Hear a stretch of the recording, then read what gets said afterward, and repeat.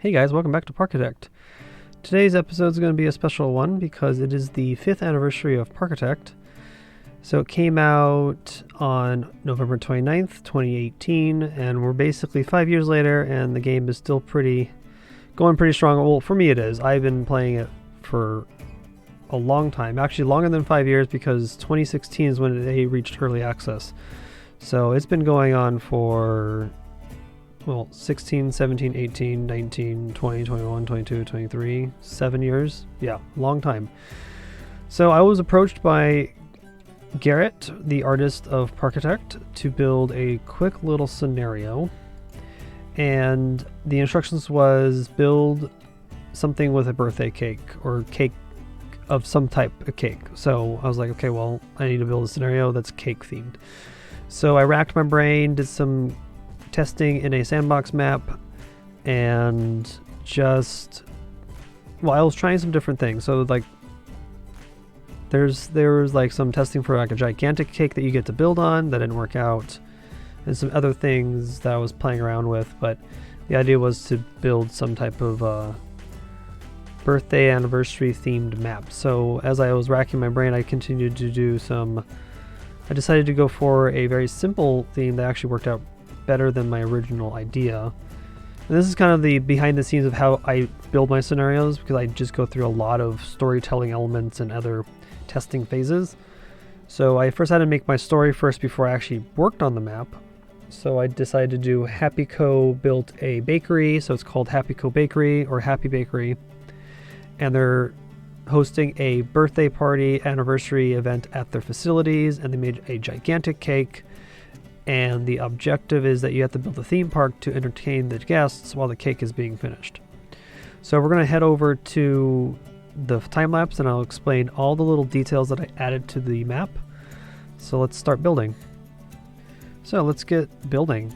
So the first thing to do is to figure out my terrain for this map. So I let the game do its normal generation. I kind of picked a random one, but I actually spent like 5 minutes picking a certain terrain that I enjoyed, and the objective was to build a very generic landscape where a bakery would sit. So I made 2 roads and a T section, so that adds some realism and a sense of this is in a city of some sort, maybe outskirts of a town. This is where the bakery's built.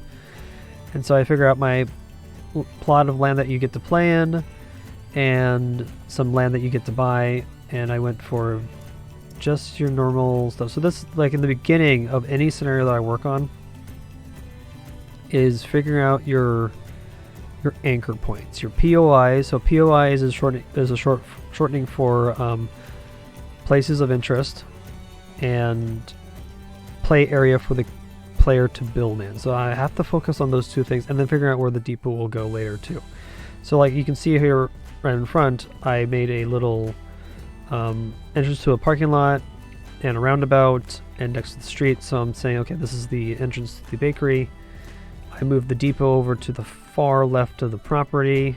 It actually goes back and forth. Again, also in my scenario building, there's a lot of decision making that's happening and changes.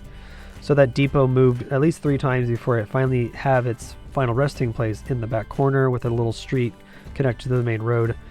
And then there was an outline of the bakery building out of brick pieces, just to give myself an idea. Because when you look at an empty map, you have like basically empty paper syndrome. When you have like nothing, blank paper syndrome, like you have nothing on there, you can't think of anything new. So I put down shapes and colors to kind of get the imaginative juices flowing. So it's kind of what I do here. So there's that building, not really final, because it's, again, that's going to change later. Then figuring out if I'm going to decorate the depot, which I later do. But the first thing I really wanted to work on first was the sign for HappyCo Bakery. So I went for a very typical retro sign. It's made of cubes and cylinders, and it has a concrete base and some pillars holding up the sign.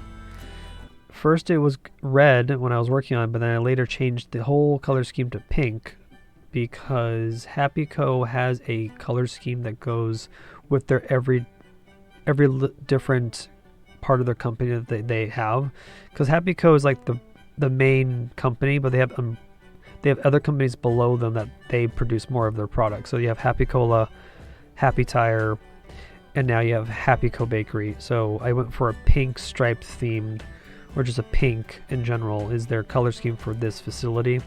Because it was red, but I'm like, but it can't be red like Happy Cola. They're not the same company. They're sister companies, so they have to be different colors. So at this point, there's like 4 colors schemes for HappyCo that I've invented. Well, not all invented, but the original color is orange for like a regular HappyCo sign. Red is for Happy Cola. Blue is for Happy Tire, and then now pink is for HappyCo Bakery. You can see the pink sign now. So I finished the warehouse building for the depot. I made sure to make some holes in the scenery to make the bad deco kind of bleed through still. And then on to build the main entrance of the bakery, which is going to be the administration building. So this is a normal, typical office building. And I wanted to try something different to make it less rectangle. No, it's not really less rectangle, just more appealing to look at. So I did this weird cube thing where I extended them over the edge a little bit, so the building's actually bigger on top and then smaller on the bottom. So I don't know why it looks good, but just for some reason it just feels better. So I just made cube shapes on top. I think it was grid 8, pushed them over a little bit, added that pink stripe, and then finished off with a roof. And then I decided to do like a skylight on top of the building. So I'm suggesting that maybe the top level of the facility is maybe the test kitchen, versus the factory is the actual main facility that actually produces the products that gets sold in stores or whatever you want to call it.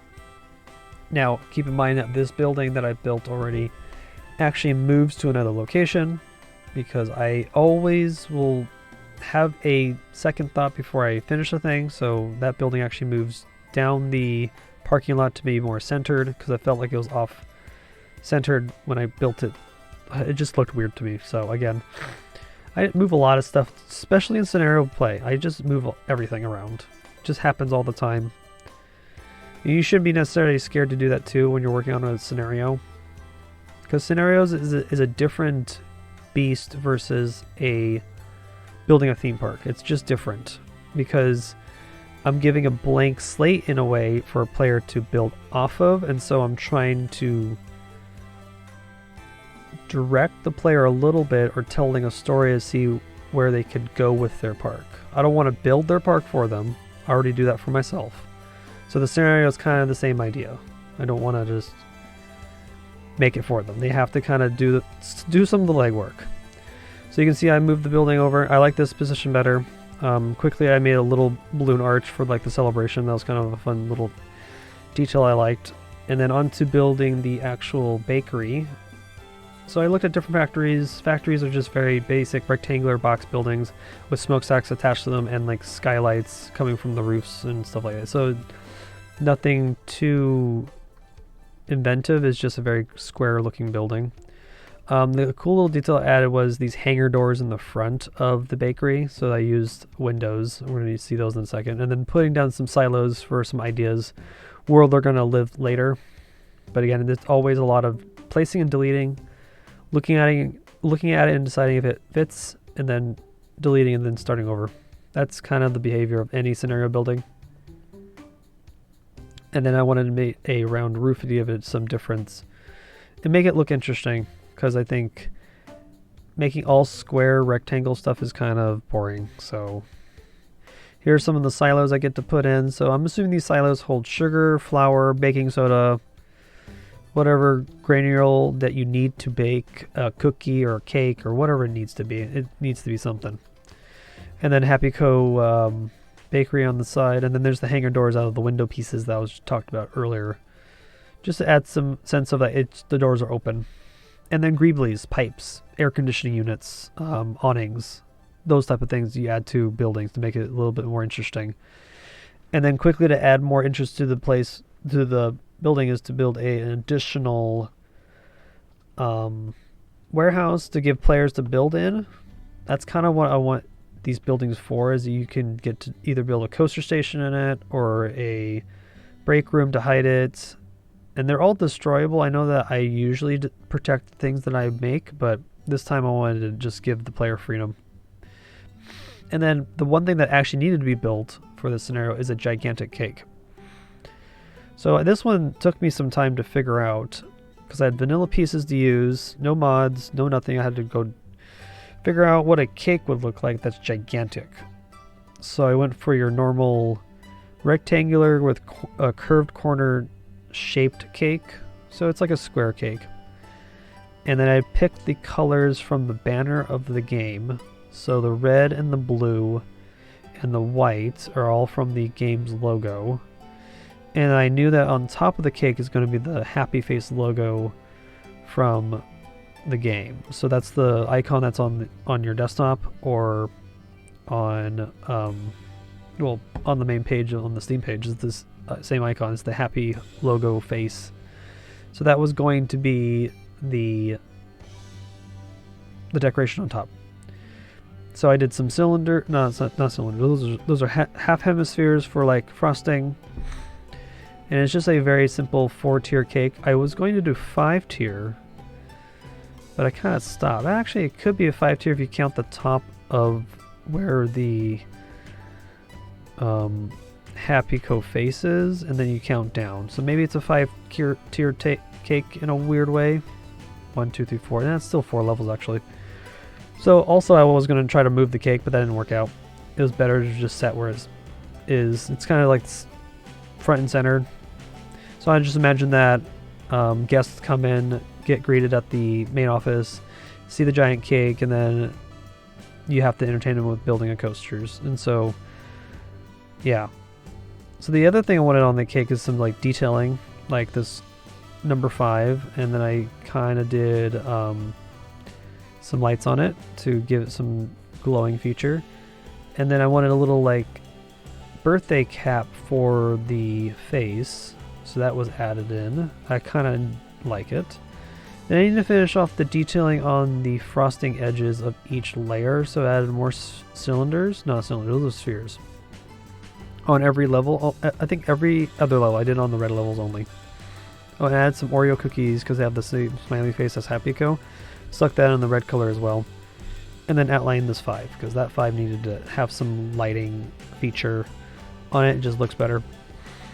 And then add some lights to it to give this cake some more pizzazz at nighttime, because I'm assuming players will be playing this at nighttime or something, or have the time on a cycle. And then the bottom layer, I think I just added stripes to give some more interest. So I'm like thinking like each layer of the cake should have like a design on it. That was kind of the thought behind it. And the last thing I wanted to add was park balloons on the blue layer where the 5 is. So I did some squiggly lines with the text engine, and then some discs for the balloons, and just placed them in. This actually added that final detail that I liked. And there you go, the cake is basically done. And we're going to take a tour of the scenario. We're going to show you some of the close-up things that I did off camera, and some secrets, maybe some secrets, we'll see. And then hopefully you guys get to play it. Yeah, we're going to go take the tour, so let's go do that. Okay, here we are in HappyCo Bakery. So here's the final scenario product and all the little details that are included. So if you zoom out, this is how big our play area is, this little circle here. And then we have some 2 plots of buying property. Oh yeah, we should just go through the goals. So we have 5 coasters we need to get at 65 exciting. You need 1,129 guests. That's 1129 for the date that Parkitect came out. 75% rating, operating cost of 5,000. So this is a little bit of a harder scenario. Complete goals without using any tracked blueprints. That's an optional. Have at least 10 thrill rides in your park. That's optional. And then complete by year 3. So yeah, this is gonna. I'm assuming this is like a medium to hard level. It depends though. Getting difficulty in a scenario is a tricky thing to do. So I hope this is okay to some people. We'll see. But it was challenging. Well, it's not really challenging for me. I'm pretty good at the game, unfortunately. It's hard to try to make it hard for myself, but it just makes it it's just a longer game because you have to get that 5,000 operating profit, but that's what I did. So the description is very simple to read. Tax Rapper is celebrating the 5th anniversary of Parkitect. Right now, the finishing touches to the cake are close to being done. Your task is to build a theme park for the waiting party guests who's ready to celebrate. So this is where, let's see here, the guests spawn here, and over here they would just walk in, and there is a little balloon arch with a sign that says Parkitect Anniversary. It's like a banner that kind of they draped across the building. They walk in, and then there's the gigantic cake, and then there's a benches. This is for like the employees probably, and then here's the actual bakery itself. Got some cookies and things and candies kind of ready to go. There's a HappyCo bakery truck waiting for deliveries or dropping off product, who knows. Here's back here is more warehouse, and then I added a water tower with some candy elements on it. I think it would be fun, and added my signature these are trash cans, dumpsters. Some trash are being left there. Happy Cola banner just because, and then here's the warehouse where the actual depot sits. It's a very straightforward scenario. There's really not a lot. There's a lot you can play off of. So the cake, the bakery itself, and then there's a gigantic play area for you to kind of mess around. Now in this scenario editor, as I'm in, I can't show you what gets researched, but I'm going to leave that for you to kind of struggle by, because I also decided what should be included, because I want to make sure that the bakery got certain stuff unlocked. Oh yeah, this is the really cool thing I liked was making this electrical pole here. It was kind of just fun for me to add a pole that connects the power to the facility, and this one just kind of goes underground. I should have built it coming out the other end, but I got lazy. It just happens sometimes when you're working on mundane things over and over again. But it's just electrical pole, some Happy Cola branding again, and then there's a street here. I added some interest. Yeah, there's a water bridge here, just some extra interest on the outskirts of the map, which most players won't see, but for me, I need to have that little details around to kind of hone in the scenario. So this is it. Actually, we're going to show you my other scenario that I also worked on too, because I was waiting for this scenario to come out, or I was waiting for the update to come out. So I asked about, I want to say a month ago. I think a month or more than a month ago. I asked Sebastian for an additional tools for said scenario editor, and I wanted, well, as you can see, moving cars. I got cars working in this map, and I'm so happy that I got them on a diagonal for my new fun spot scenario, because I made this gigantic diagonal road through the map, and I needed that kinetic energy, and so there is now a new item in the scenario editor. So when you go to emitters, there is actually two. So there's the car spawner and meteor impact. So the car spawner was originally from highway hijinks, and the meteor impact was from the moon. So now with these two additional things, I have now a couple more scenarios in my head that I want to do. I want to do like an asteroid. I've done an asteroid map before, but maybe another planet or maybe a different type of space station. Not sure yet, but I like the idea of having impacts.